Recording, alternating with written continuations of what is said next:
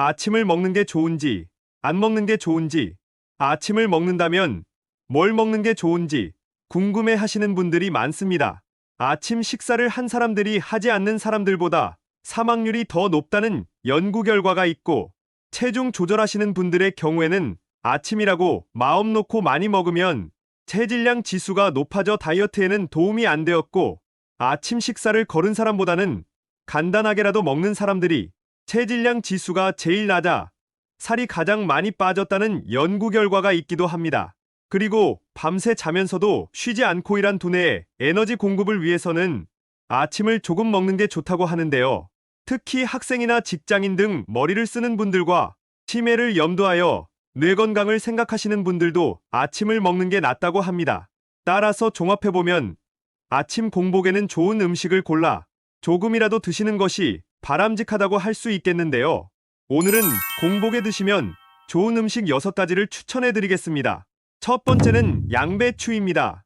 양배추는 미국의 타임지가 선정한 3대 서양 장수식품 중 하나일 정도로 많은 영양분을 가지고 있습니다.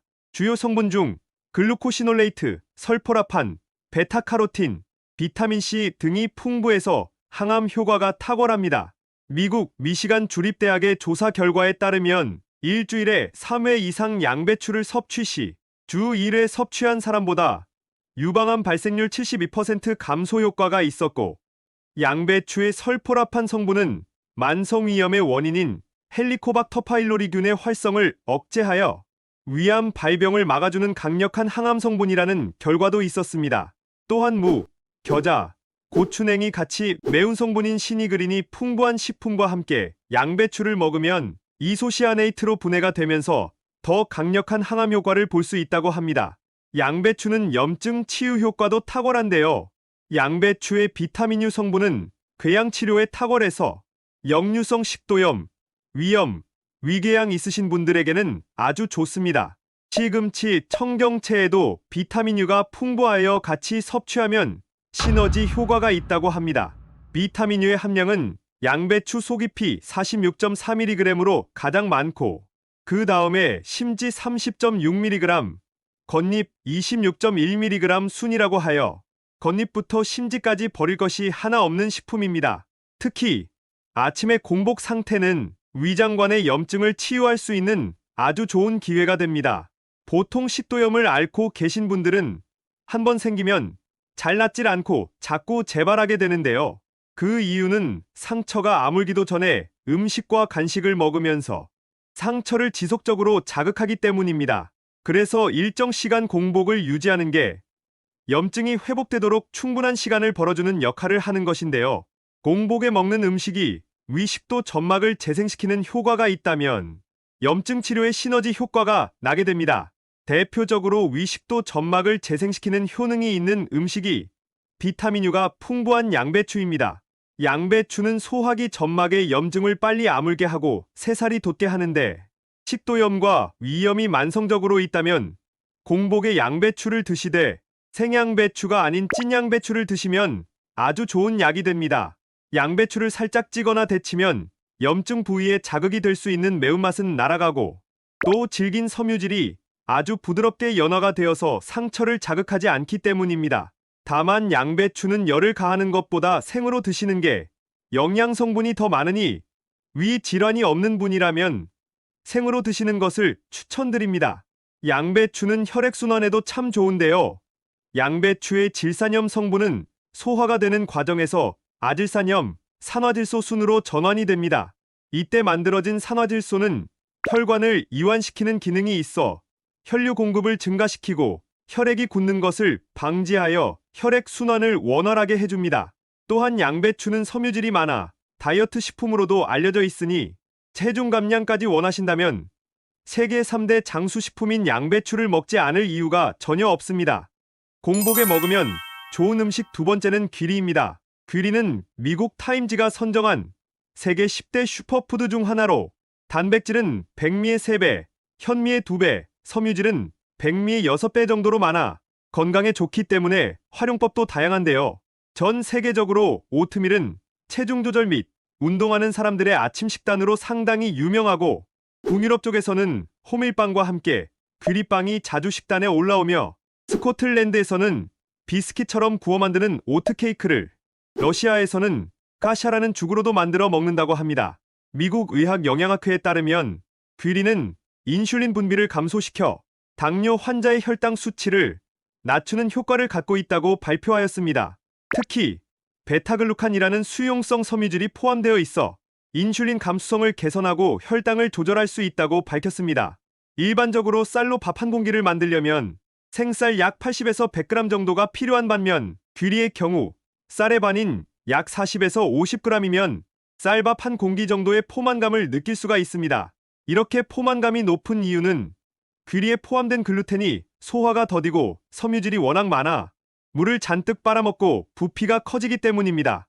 따라서 쌀밥과 포만감은 비슷하거나 더 오래 느끼지만 실질적으로 섭취한 열량은 쌀밥에 비해 절반 수준밖에 되지 않고 90에 달하는 쌀밥의 혈당지수와 달리 귀리는 58 정도밖에 안 되기 때문에 천천히 흡수되고 체지방으로 거의 전환되지 않게 됩니다. 그렇기 때문에 다이어트 식품이라 불리게 되는데요.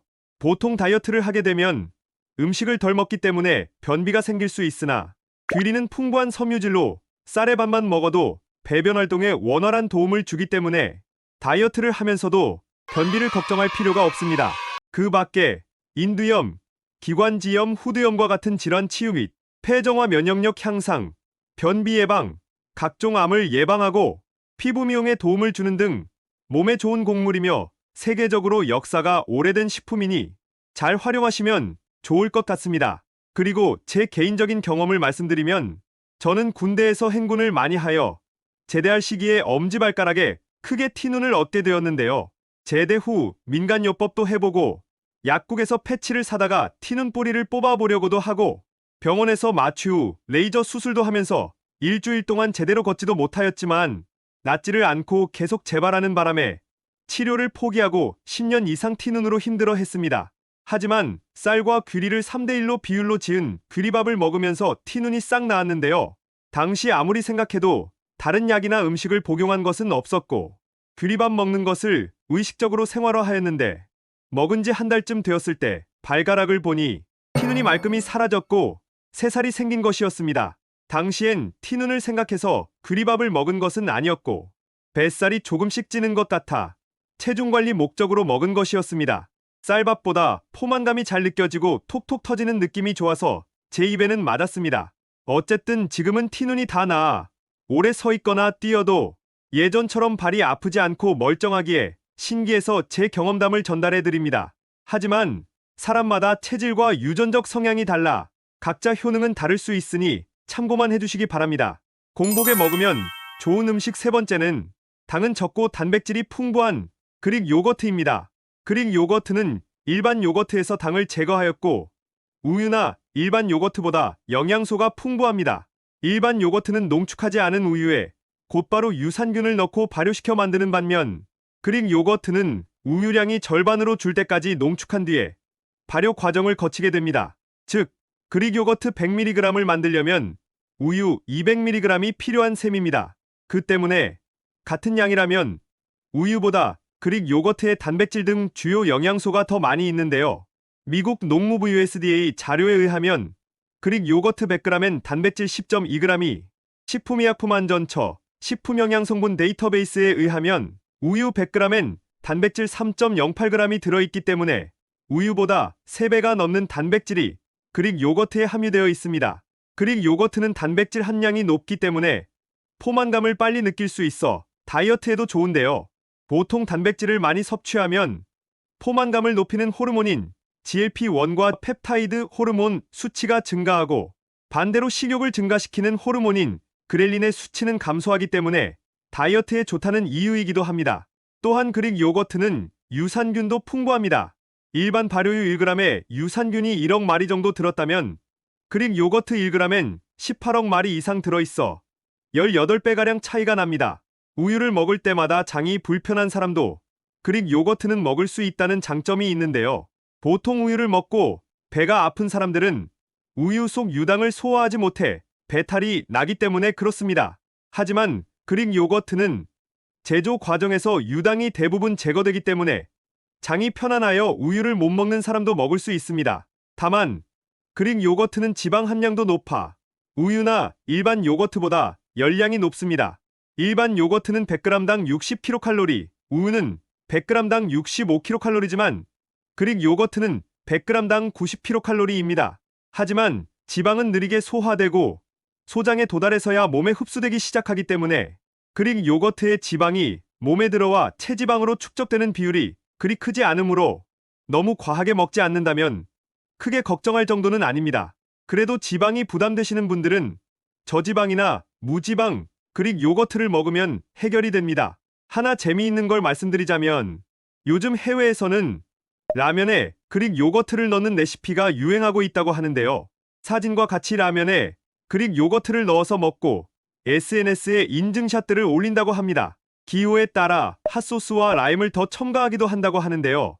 생소하게 느껴질 수 있지만 한국에도 예전에 이와 비슷하게 라면에 우유를 넣어 먹는 요리법이 알려진 적이 있었습니다. 우유와 유제품의 풍부한 칼륨은 라면의 나트륨이 체외로 잘 배출되게 돕는데요. 같은 유제품이라면 영양 측면에서 우유보다 훨씬 나은 그릭 요거트가 좋을 것 같습니다. 공복에 먹으면 좋은 음식 네 번째는 생마입니다. 마의 성분 중 당류는 거의 소화가 되지 않는 다당체로 되어 있어 칼로리가 낮은 편이며 이러한 다당체로 이루어진 마의 끈끈한 성분은 식이섬유의 일종으로 장에 좋다고 합니다. 위와 장을 보호하고 자양강장의 효과가 탁월하여 산에서 나는 장어라는 별명을 갖고 있으며 뮤신의 성분으로 미끈거리는 점액이 특징인 식재료입니다. 특히 혈당 관리가 필요한 분들께 공복에 생마가 좋은데요. 공복 상태에서 생마를 썰어 아삭아삭하게 몇 조각 먹고 그 다음에 식사를 하게 되면 혈당이 급격하게 오르는 것을 방지할 수 있습니다. 생마를 썰어보면 미끌미끌한 점액질이 많은데 이 점액질 성분인 뮤신은 위벽을 보호하며 속이 쓰리거나 위염이 있을 때 소화성 위궤양 예방에 탁월한 효능이 있습니다. 또한 소화를 촉진하는 아밀라아제 효소가 풍부하며 혈액의 당을 세포로 흡수시키는 인슐린 분비를 촉진해 당뇨병 예방에도 효능이 있다고 합니다. 또한 뮤신은 위장관에서 음식물이 소화 흡수되는 속도를 느리게 하는 작용을 합니다. 그래서 혈당도 천천히 오르게 됩니다. 따라서 소화의 속도를 느리게 하기 때문에 위장에 연동운동하는 힘이 약한 분들은 조금씩 드셔보고 본인의 소화 상태에 따라 먹는 양을 조절하시면 되겠습니다. 유럽의 한 연구 결과에서는 마의 뿌리 부분에 포함되는 이눌린이 당뇨병이나 비만 고중성 지방에 유효하다는 결과가 있어 해외에서도 건강식품으로 주목을 받고 있습니다. 마는 생으로 먹었을 때 영양소를 최대로 섭취할 수 있는데요. 익혔을 때 뮤신 등의 좋은 영양소들이 파괴되기 때문에 생으로 먹는 것이 가장 좋습니다. 공복에 먹으면 좋은 음식 다섯 번째는 계란입니다. 영양도 풍부하고 간편하다는 점에서 아침으로 먹기에 딱 맞는 식품입니다. 계란만 꾸준히 먹어도 웬만한 영양 관리는 될 만큼 우리 건강에 도움이 되는데요. 계란 노른자에 있는 루테인과 제아잔틴은 눈에 좋은 영양소로 노화로 인한 시력 감퇴, 황반 변성, 백내장 등의 위험을 크게 줄여줍니다. 특히 비타민 A 결핍은 세계에서 가장 흔한 실명의 원인으로 밝혀졌는데 계란은 이 비타민 A도 풍부합니다. 그리고 계란에 함유된 레시틴 성분은 두뇌의 활동을 돕기 때문에 치매 예방에 도움이 되고 아침에 잠든 뇌를 깨우기엔 아주 적합하다고 할 수 있습니다. 단백질 함유량이 높은 식품이기 때문에 공복에 포만감도 잘 유지되어 속이 허전하지 않습니다. 다만 섬유질은 없기 때문에 위에 좋고 식이섬유가 풍부한 양배추나 계란과 궁합이 잘 맞는 브로콜리 등과 같이 먹으면 좋겠습니다. 계란은 열을 이용해 조리하면 단백질의 성질만 변화할 뿐 영양소는 파괴되지 않아 날로 먹는 것보다 익혀 드시는 게 소화하는 데 좋습니다. 저희 채널에서는 계란에 대한 영상을 제작하여 이미 많은 분들이 봐주셨는데요. 좀 더 자세히 알고 싶으신 분들은 영상 댓글에 링크를 남겨놓을 테니 잠깐 시간 내어 보시는 것을 추천드립니다. 공복에 먹으면 좋은 음식 마지막 여섯 번째는 과일 하나 추천드리겠습니다. 바로 블루베리입니다. 사과는 누구나 아는 아침에 먹으면 좋은 과일이지만 식도염 등 위장 질환을 앓고 계신 분들은 사과가 위산을 자극시켜 준다고 하여 피하는 경우도 있고 혈당 관리를 하는 분들이나 속쓰림이 심하거나 가스가 잘 차는 분들도 저마다 피하는 과일이 있기 마련입니다. 하지만 블루베리는 다른 과일들에 비해서 산미가 적기 때문에 아침 공복에 먹기에 적합한 음식입니다. 음식 섭취 후 당이 얼마나 빨리 올라가는지에 대해 측정하는 GI 지수라는 것이 있는데요. 블루베리는 GI 지수가 낮은 편이라 혈당 관리를 하는 분들도 부담 없이 먹을 수 있습니다. 하나 더 설명을 드리자면 우리 신체의 장기 중에서 공복 상태로 있는 동안에도 끊임없이 일을 하면서 에너지를 계속 쓰는 기관 중 하나가 바로 간인데요. 간은 포도당을 글리코겐 형태로 저장을 했다가 뇌 신경에 공급하는 역할을 합니다. 간에서 글리코겐이 떨어지면 뇌의 노화를 촉진하고 뇌 건강에 나쁜 영향을 끼치기 때문에 공복에는 일하느라 지쳤던 간에 에너지 충전을 해주는 음식을 섭취해주는 것이 좋습니다. 공복에 먹는 블루베리는 간이 필요로 하는 훌륭한 글리코겐 보충제의 역할을 할 뿐만 아니라 보라색을 띠는 안토시아닌 색소 성분이 간에 강력한 항산화 작용을 하여 간염, 간암 예방에도 도움이 됩니다. 키위도 간에 좋지만 유기산이 강해 공복에 먹으면 위에 자극이 될 수 있기 때문에 블루베리를 추천드립니다. 이상으로 공복에 먹으면 좋은 음식 6가지를 말씀드렸는데요. 아침에 일어나서 공복에 우리 체온보다 높은 온도의 미지근한 물 한 잔 마시는 것은 수분 공급과 노폐물 배출에 필수이니 꼭 물 한 잔은 드시길 바랍니다. 소중한 분들에게 이 영상을 공유해보세요. 이 영상이 도움이 되셨다면 구독과 좋아요 부탁드립니다. 앞으로도 더 유익하고 도움되는 영상을 제작하겠습니다. 시청해주셔서 감사합니다.